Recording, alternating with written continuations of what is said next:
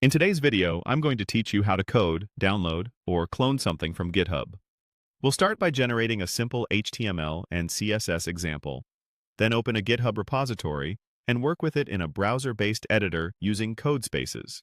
Along the way, I'll point out where the clone and download options live so you know exactly where to find them. Begin by opening your AI assistant and asking for a small combined HTML and CSS sample that's suitable for Visual Studio Code. Keep the request simple, one file with basic structure and styling. When the snippet appears, take a moment to review it so you understand what you're about to use. You can even highlight the code on screen to focus on key sections you'll reference in a minute. Next, head to GitHub and open the repository you want to use.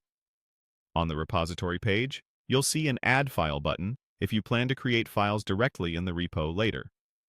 For now, look for the Code button near the top right. This is also where you'll find the options to clone the repository via HTTPS or SSH, or to download a zip if you prefer working locally. In this tutorial, we'll open it in the cloud.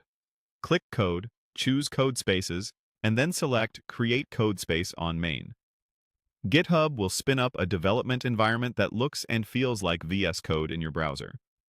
Once your CodeSpace is ready, go to the File menu and choose New Text File. With a blank editor open, use the Generate Code option available in the environment to insert the sample HTML and CSS. After it populates, scan through the boilerplate so you can verify everything's in place. At the very top, you should see the doc type declaration. This tells the browser to use modern HTML standards.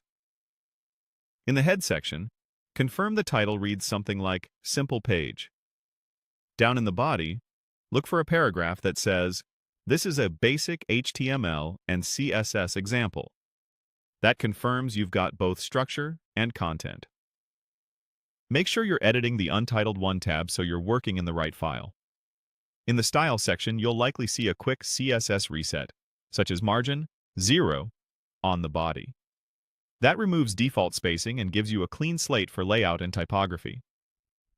It's a good habit in small demos and larger projects alike.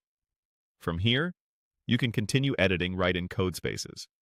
And remember, if you want to work locally instead, the Code button on your repository page is where you can clone or download the project. That's the complete flow to generate a simple example, open your repo, and get coding in the cloud.